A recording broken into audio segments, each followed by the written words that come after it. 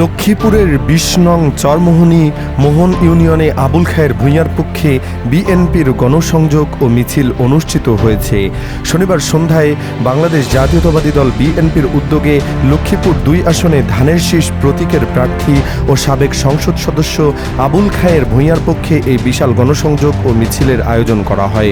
মাগরিবের নামাজের পর মিছিলটি মজু চৌধুরীর হাট, স্লুইস গেট এলাকা থেকে শুরু করে উত্তর বাজার, তেলের পাম্প সহ আশপাশের গুরুত্বপূর্ণ সড়ক প্রদক্ষিণ করে মজু চৌধুরীর হাট জিরো পয়েন্টে এসে শেষ হয়।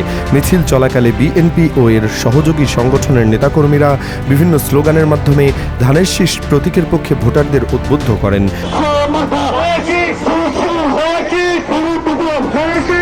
এ সময় স্থানীয় সাধারণ মানুষ স্বতঃস্ফূর্তভাবে অংশ নেন এবং গণসংযোগে ব্যাপক সাড়া লক্ষ্য করা যায়। সমাপ্তি বক্তব্যে বক্তারা বলেন, আবুল খায়ের ভূঁইয়া একজন পরীক্ষিত ও জনগণের নেতা। অতীতেও তিনি লক্ষ্মীপুরের উন্নয়ন ও মানুষের অধিকার রক্ষায় গুরুত্বপূর্ণ ভূমিকা রেখেছেন। তারা আগামী 12 ফেব্রুয়ারির অনুষ্ঠিতব্য জাতীয় সংসদ নির্বাচনে ধানের শীষ প্রতীকে ভোট দিয়ে তাকে বিজয়ী করার আহ্বান জানান।